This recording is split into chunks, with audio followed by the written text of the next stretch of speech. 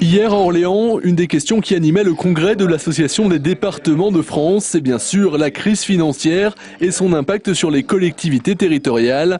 Michèle Alliot-Marie, la ministre de l'Intérieur, a confirmé que l'État allait injecter quelques 5 milliards d'euros pour les collectivités, afin de leur permettre de bénéficier à nouveau de crédits auprès des banques, mais pas seulement.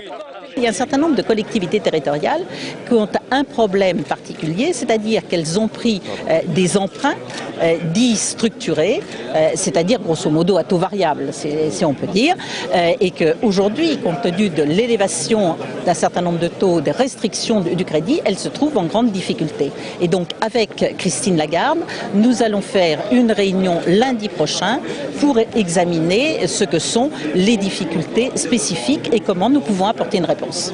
Mais au cœur du débat, c'est aussi la réforme des collectivités. Départements et régions doivent-ils fusionner? Certains échelons doivent-ils disparaître comme le suggérait le rapport Attali?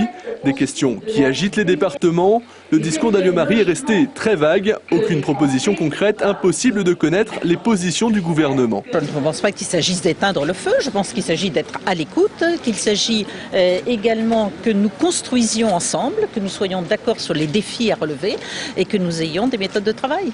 Le gouvernement a pourtant lancé un comité présidé par Édouard Balladur pour préparer cette réforme des collectivités.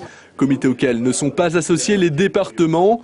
Des départements qui planchent donc de leur côté sur des propositions avec un but prioritaire, clarifier les missions de chacun. Je pense que les régions, avec la formation professionnelle, la formation supérieure, les grandes infrastructures sont dans leur rôle. Les départements, avec les politiques de solidarité sociale et de solidarité à l'endroit du monde rural et des petites collectivités.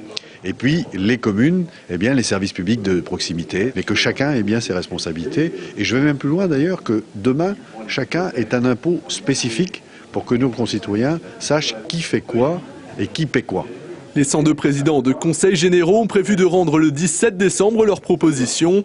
Reste que le chemin de la réforme des collectivités risque d'être encore très long.